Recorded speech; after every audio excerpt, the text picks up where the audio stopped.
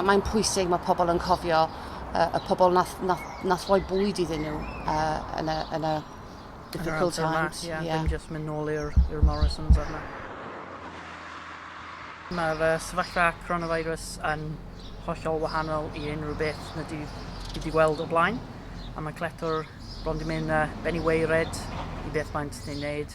Mae'r caffe i gyd di mynd, byrddau di mynd, a really just cadw pobl yn hapusach na fydden nhw, just efo'r bwyd a byth bynnag dyn ni gallu rhoi mas i'r gymuned.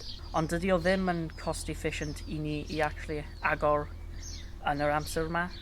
Gan fod fwy o staff mewn y busnes nawr, a rai ar furlough, mae yna llawer llai o gwirfoddolwyr yn dod mewn.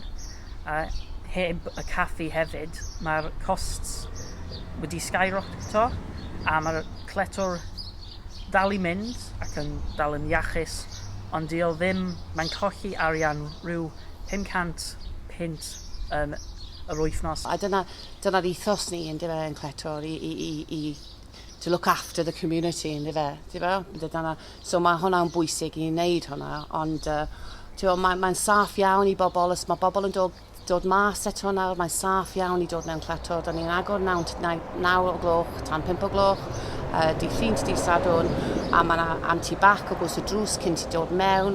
Mae'r baskets yn gael anti-bac y pob tro ar ôl pob cwstomer. Mae yna screens o blaen y tills, so mae'n saff iawn i ti dod mewn i Cletwr hefyd. Mae'n rhaid fi pawb cofio hynna. So mae'n pwysig i dod nôl i Cletwr. Da ni wedi take-outs, sandwiches, cacen, so tid nôl a supporto ni. Un producer efo ni, mae hi'n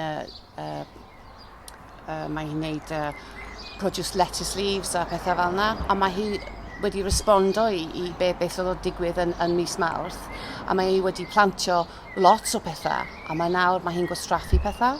Os mae pobl ddim yn gadw yn ordio yma, bydd hwnna'n gyd yn mynd i just was, So mae'n important mae pobl yn cofio be nath pobl.